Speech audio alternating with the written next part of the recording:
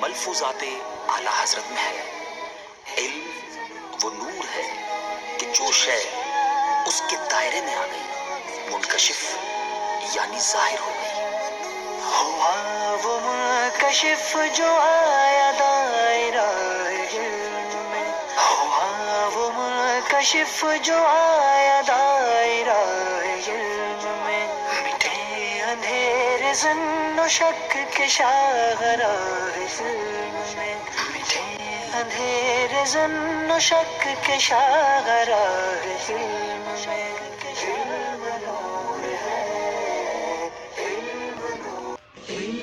نحمده ونصلي على حبيبه الكريم اما بعد فاعوذ بالله من الشيطان الرجيم بسم الله الرحمن الرحیم۔ الحمد للہ عز وجل، ہم علم نحو کی ابتدائی کتاب نحمیر سے اسم متمکن کی اقسام اور ان کا اعراب پڑھ رہے ہیں۔ آج ہم انشاءاللہ عز وجل اسم متمکن کی مزید چند قسمیں اور ان کا اعراب پڑھیں گے۔ آئیے شروع کرتے ہیں۔ ششم اسماء ستہ مکبرہ در وقت کے مضاف باشند بغیر یاء متکلم، چون اب و اخ و ہم و ہن و فم و ذو مال، رفع شاں بواو باشد و نصب بالف و جر بیا۔ اسم متمکن کی چھٹی قسم ہے اسماء ستہ مکبرہ، جبکہ یہ یاء متکلم کے علاوہ کی طرف مضاف ہوں۔ وہ کون سا اسما ہے بیان کر رہے ہیں۔ اب، اخ، ہم، ہن، فم، ذو مال، یہ 6 اسماء ستہ مکبرہ کہلاتے ہیں، ٹھیک ہے۔ اور ان کا اعراب کیا ہے؟ حالت رفعی میں واو کے ساتھ، حالت نصبی میں الف کے ساتھ، حالت جری میں یا کے ساتھ، یعنی ان کا اعراب بالحرکت نہیں ہے بلکہ اعراب بالحروف ہے، ٹھیک ہے۔ ان کا یہ اعراب تب آئے گا جبکہ ان میں 3 شرائط پائی جائیں۔ پہلی شرط یہ کہ یہ مکبرہ ہوں۔ یہ 6 اسما اگر مکبرہ ہوں گے تب ہی ان کا یہ اعراب ہوگا۔ مکبرہ سے مراد کیا؟ یعنی یہ مصغرہ نہ ہوں، ان میں یاء تصغیر موجود نہ ہو۔ جیسے طفل کی تصغیر آتی ہے طفیل، یعنی اس میں یاء تصغیر موجود ہے۔ تو اسی طرح یہ مصغرہ نہ ہوں بلکہ یہ مکبرہ ہوں۔ جب یہ مکبرہ ہوں گے تو ان کا یہ اعراب آئے گا، ٹھیک ہے۔ صرف ذو کے علاوہ یہ تمام اسما مصغرہ بھی ہوتے ہیں، مکبرہ بھی ہوتے ہیں۔ ذو جو ہے یہ مصغرہ نہیں ہوتا، اس کی تصغیر نہیں لائی جاتی، ٹھیک ہے۔ اور دوسری شرط یہ ہے کہ یہ یاء متکلم کے علاوہ کی طرف مضاف ہوں۔ اولاً تو یہ شرط ہے کہ مضاف ہوں، اگر مضاف نہیں ہوں گے تو ان کا اعراب یہ نہیں ہوگا، ان کا اعراب وہی ہوگا جو مفرد منصرف صحیح کا اعراب ہے، ٹھیک ہے۔ اور اگر یہ مضاف ہوں لیکن یاء متکلم کی طرف مضاف ہوں تو اس وقت ان کا اعراب الگ ہوگا۔ اور اگر یہ یاء متکلم کے علاوہ کی طرف مضاف ہوں تو پھر ان کا اعراب یہی ہوگا جو بیان کیا گیا، یعنی حالت رفعی میں واو کے ساتھ، حالت نصبی میں الف کے ساتھ، حالت جری میں یا کے ساتھ۔ اور تیسری شرط یہ ہے کہ یہ موحدہ ہوں، یعنی یہ واحد ہوں، تثنیہ یا جمع نہ ہوں۔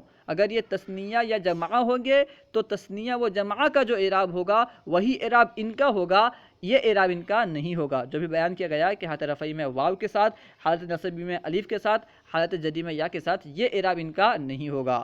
جب یہ تینوں شرائط پائے جائیں، یعنی مکبرہ ہوں، موحدہ ہوں اور یاء متکلم کے علاوہ کی طرف مضاف ہوں، تب یہ ان کا اعراب ہوگا، ٹھیک ہے۔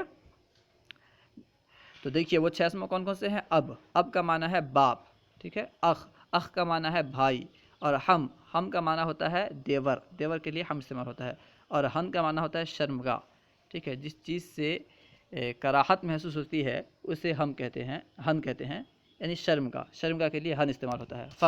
فم کا معنی ہے منہ، اور ذو مالن، ذو مال کا معنی ہے مال والا۔ دیکھیے یہ جو 5 اسما پہلے ذکر کیے گئے، اب، اخ، ہم، ہن، فم، ان کو کسی کی طرف مضاف نہیں کیا گیا بلکہ یوں ہی ذکر کر دیا گیا، ٹھیک ہے۔ اور ذو کو مضاف کے ساتھ یعنی اضافت کے ساتھ ذکر کیا گیا، کیونکہ ذو جو ہے یہ بغیر اضافت کے استعمال نہیں ہوتا، ہمیشہ اضافت کے ساتھ ہی استعمال ہوتا ہے، جبکہ ان ذو کے علاوہ جو 5 اسما ہیں یہ اضافت کے ساتھ بھی استعمال ہوتے ہیں اور بغیر اضافت کے بھی استعمال ہوتے ہیں۔ کیونکہ ذو بغیر اضافت کے استعمال نہیں ہوتا، اس لیے ذو کو اضافت کے ساتھ ذکر کیا۔ نیز ذو اضافت کے ساتھ تو استعمال ہوتا ہے لیکن ہر اسم کی طرف یہ مضاف نہیں ہوتا، اس کی اضافت ہر اسم کی طرف نہیں کی جاتی بلکہ صرف اور صرف اسم جنس کی طرف یہ مضاف ہوتا ہے، اسی وجہ سے اسم جنس یعنی مال کی طرف اسے مضاف کیا گیا ہے، ٹھیک ہے۔ تو ان کی حالت رفعی جو ہے واو کے ساتھ، حالت نصبی الف کے ساتھ، حالت جری یا کے ساتھ ہے۔ مثال دیکھیے، جاء ابوکا ورأیت اباکا ومررت بابیکا، اسی طرح دوسری مثالیں بنیں گی، ٹھیک ہے۔ جاء اخوکا رأیت اخاکا مررت باخیکا، ٹھیک ہے، اسی طرح سب مثالیں ہوں گی۔ ترکیب کس طرح ہوگی؟ آسانی ترکیب ہے کہ جاء فعل ماضی صیغہ واحد مذکر غائب، ابو مضاف، کاف ضمیر مضافلے، مضاف مضافلے سے مل کر فاعل، فعل اپنے فاعل سے مل کر جملہ فعلیہ خبریہ، آسان ترکیب یہی ہے، ٹھیک ہے۔ ورأیت اباکا، رأیت فعل با فاعل یعنی تا ضمیر بارز مرفوع متصل اس کا فاعل، ابا مضاف اور کاف ضمیر مضافلے، مضاف مضافلے سے مل کر مفعول بھی، فعل اپنے فاعل اور مفعول بھی سے مل کر جملہ فعلیہ خبریہ۔ ومررت بابیکا، اس کا معنی ہے میں تیرے باپ کے پاس سے گزرا۔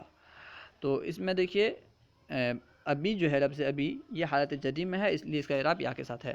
مررت بابیکا ترکیب ہوگی مررت فعل با فاعل با حرف جر، ابی مضاف کاف ضمیر مضافلے، مضاف مضافلے سے مل کر با حرف جر کا مجرور، با حرف جر اپنے مجرور سے مل کر ظرف لغو، پھر اپنے فاعل اور ظرف لغو سے مل کر جملہ فعلیہ خبریہ، ٹھیک ہے۔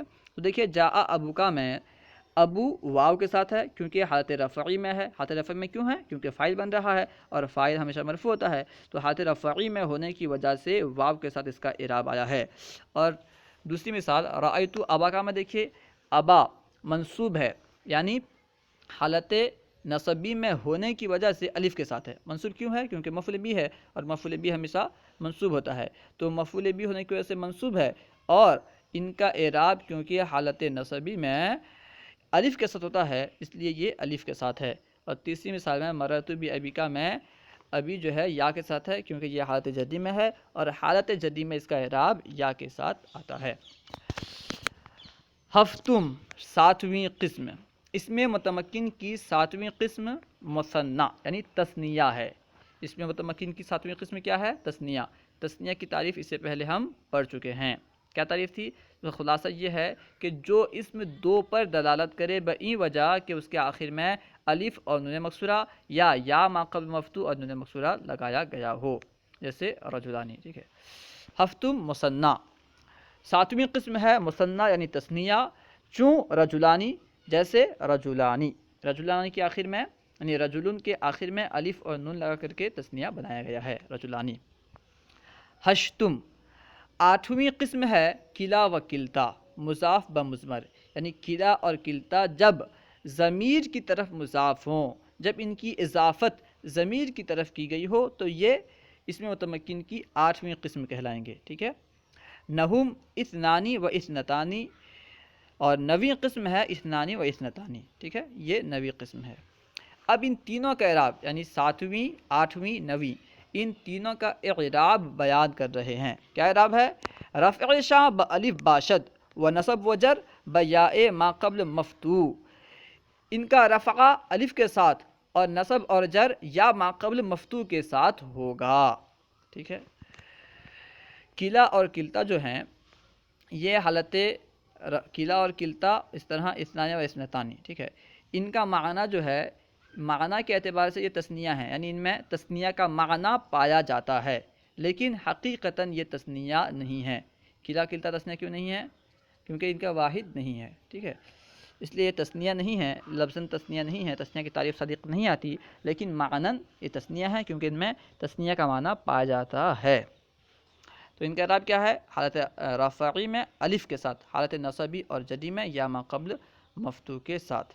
اب دیکھیے اعراب، چوں جاء رجلانی وکلاہما واثنانی، تینوں کی ترکیب ایک ساتھ کریں گے اگر ملا کر کے، ترکیب اس طرح ہوگی، جاء فعل، رجلانی معطوف علیہ، واو حرف عطف، کلا مضاف، ہما ضمیر مضاف الیہ، اور اثنانی مضاف مضاف سے مل کر معطوف اول، واو حرف عطف، اثنانی معطوف، رجلانی معطوف علیہ اپنے دونوں معطوفات سے مل کر فاعل، پھر اپنے فاعل سے مل کر جملہ فعلیہ خبریہ۔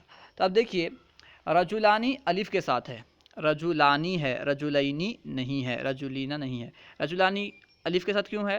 کیونکہ یہ حالت رفعی میں ہے۔ حالت رفعی میں کیوں ہے؟ کیونکہ یہ فاعل بن رہا ہے۔ اس طرح کلاہما، کلاہما بھی حالت رفعی میں ہے، یعنی کلیہما نہیں ہے، کلاہما ہے۔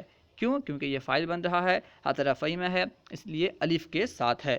نیز یہ ضمیر کی طرف مضاف ہے، کلاہما، ٹھیک ہے، ضمیر کی طرف مضاف ہوگا تو اس کا اعراب یہ ہوگا، کلا اور کلتا جب یہ ضمیر کی طرف مضاف ہوں گے تو ان کا یہ اعراب یہ ہوگا کہ حالت رفعی میں الف کے ساتھ، حالت نصبی اور جری میں یا ما قبل مفتوح کے ساتھ۔ اگر ضمیر کی طرف مضاف نہ ہو بلکہ اس میں ظاہر کی طرف مضاف ہو تو ان کا اعراب الگ ہوگا، ٹھیک ہے۔ اثنانی، اثنانی بھی الف کے ساتھ ہے، اثنانی ہے، اثنینی نہیں ہے، کیونکہ یہ فاعل بن رہا ہے اور فاعل جو ہے حالت رفعی میں ہوتا ہے، تو تینوں حالت رفعی میں ہونے کی وجہ سے الف کے ساتھ مرفوع ہیں۔